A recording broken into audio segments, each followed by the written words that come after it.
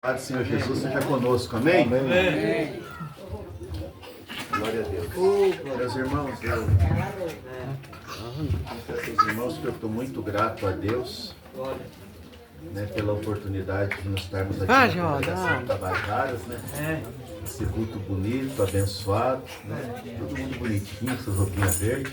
Se eu soubesse que ia vir com a gravata verde que eu estou na casa. Uma gravatinha verde lá em casa. Né? Mas graças a Deus, eu louvo a Deus pelo trabalho, pela liderança do nosso pastor Zé Carlos. Né? Zé Carlos, a gente tem um grande carinho por ele, muitos anos trabalhando juntos ali na consolidação da igreja. E aí ele decidiu vir ficar só aqui na congregação e nós louvamos a Deus porque Deus tem abençoado ele nesse lugar. Ele, a gente está se vendo assim, mais esporadicamente, não tão frequentemente, mas a gente continua com um carinho muito grande pela sua vida, irmão Zé, pela sua família, né, pela apreço, e a Vitorinha aí ajudando a dirigir o culto, né? Eu lembro, a gente olha assim, lembra os pais dela namorando, fui no casamento de Eufrásio e Kelly. Eu lembro quando Israelzinho nasceu. A gente louva a Deus, tem assim acompanhado. Estivemos lá na Taleia, no casamento de William e a Nalva, né? Só o Juninho aí, mas o Juninho casa um dia. Em nome de Jesus. É, Juninho, para a glória de Deus, né? Eu da vontade de Deus. Betão, né? Irmãos, mas eu também, a gente louva a Deus porque faz quase 2 anos que eu não venho aqui na congregação Tabajaras. Né? Aí você diz assim, nossa, mas você fala que tem um apreço tão grande pelo irmão Zé Carlos e fica todo esse tempo sem vir aqui. Mas irmãos, a última vez que eu vim, eu lembro que foi no final de ano. E era um trabalho especial da congregação. O irmão Zé Carlos trouxe um rapaz lá da Taquara para pregar. E eu lembro que eu estava numa campanha de oração, assim, orando às 3 horas da manhã. Esse irmãozinho virou para mim e falou assim, olha pastor, não pare de orar, porque você vai passar por um vale muito grande, por um momento muito difícil. Isso foi em dezembro, irmãos. Quando novembro, dezembro era final de 2022. Quando foi no mês de maio, para quem não sabe, eu tenho uma condição cardíaca chamada hipertrofia do miocárdio esquerdo. A parede do coração é mais grossa. E essa condição agravou. E eu tive que me afastar das minhas atividades da igreja. E tive que ir para Belo Horizonte fazer uma cirurgia, fazer um implante de um aparelho chamado CDI. O CDI ele funciona como marca-passo, como desfibrilador. É um aparelho que está implantado, ele tem 2 eletrodos no coração. E esses eletrodos, se o coração disparar demais ou diminuir demais, ele dá um choque para o coração voltar a funcionar.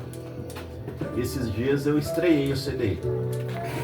A pressão foi a 19, os batimentos foram a 153.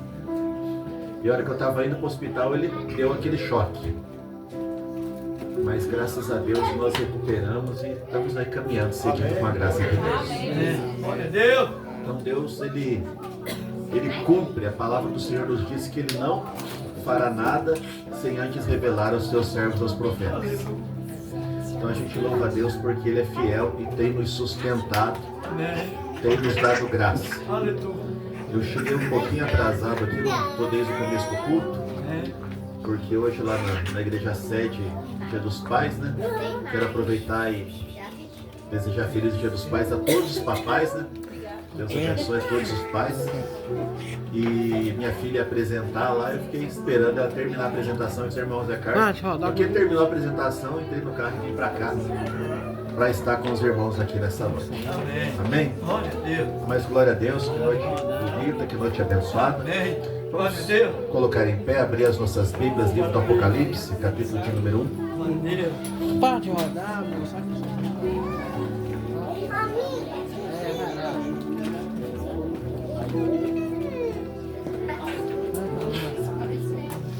Apocalipse, capítulo 1. Nós leremos do versículo 4 ao 19. Amém? Glória a Deus. Apocalipse, capítulo 1, versículos 4 ao 19. Glória a Deus.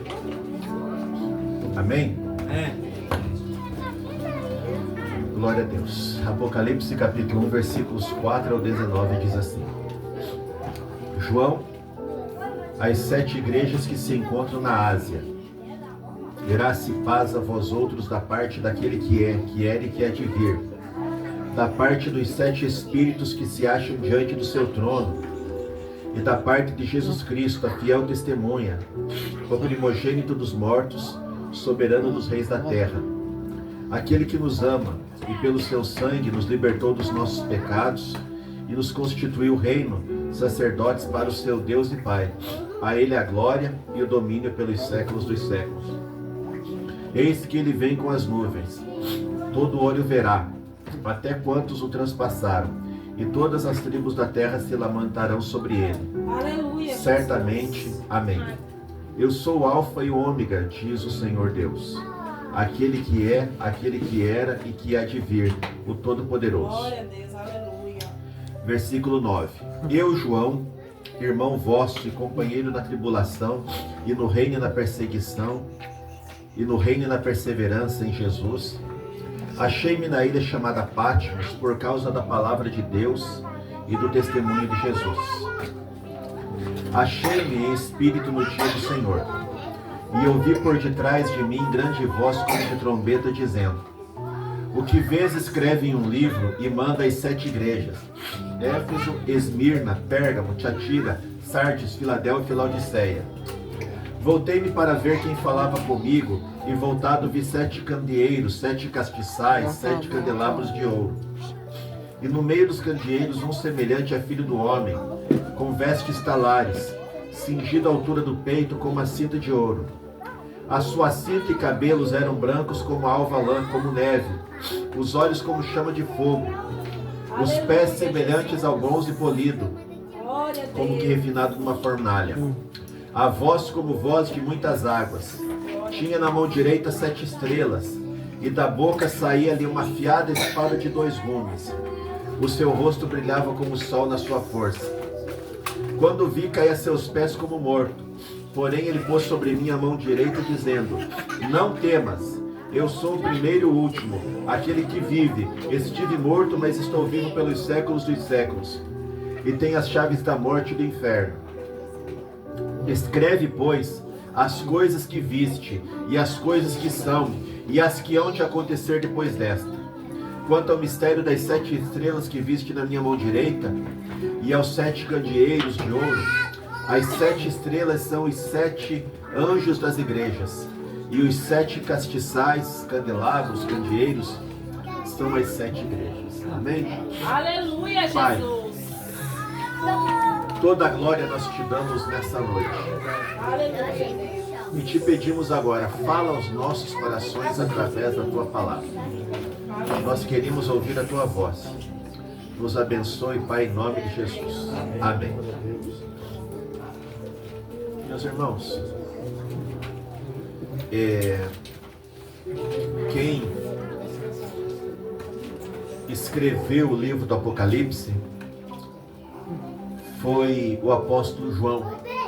João já era idoso, já tinha mais de 90 anos. E ele era o último dos apóstolos de Jesus que estava vivo. E antes dele ser exilado na ilha de Patmos, a ilha de Patmos era uma ilha-prisão, ele era pastor da igreja de Éfeso, a mesma igreja de Éfeso que Paulo endereçou a sua carta, a mesma igreja de Éfeso citada aí nas cartas do Apocalipse. E João, ele foi exilado pelo imperador Domiciano. E Patmos, como eu disse para vocês, era uma ilha-prisão para onde eram enviadas pessoas que ofereciam risco à sociedade. existem algumas ilhas prisão que se tornaram famosas. Existe uma ilha nos Estados Unidos chamada a Ilha de Alcatraz. E ela se tornou muito famosa como prisão de Alcatraz, era uma ilha prisão. Na África do Sul existe uma ilha prisão que ficou muito famosa também porque aquele homem, Nelson Mandela, ficou preso lá 27 anos, chamada Ilha de Robben. Então, Patmos também era uma ilha prisão. E João estava lá porque era um homem perigoso para a sociedade. E qual era o perigo que o apóstolo João representava para a sociedade? Ele mesmo diz no versículo 9 que ele estava preso por representar um perigo para a sociedade, porque ele pregava a palavra de Deus e o testemunho de Jesus. Este era o perigo que o apóstolo João oferecia: pregar a palavra de Deus e dar testemunho a respeito de Jesus. Por isso João era considerado uma pessoa perigosa. E a finalidade de João ser lançado naquela prisão foi de intimidar os crentes, intimidar a igreja,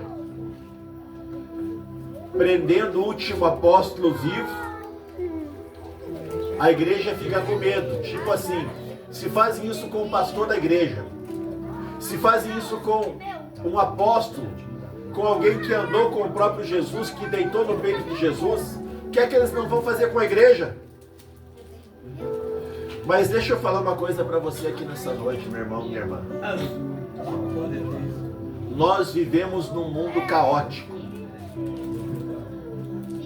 Eu era novo convertido e eu vi uma irmã pregando na nossa igreja uma certa ocasião que o mundo era como uma fossa aberta diante das narinas de Deus. Mas mesmo nessa situação maligna, mesmo naquela situação difícil, naquela prisão, João preso, Jesus mostrou para ele algumas verdades. Jesus mostrou que ele tem o controle da história. Aleluia. Jesus tem o controle da história do mundo.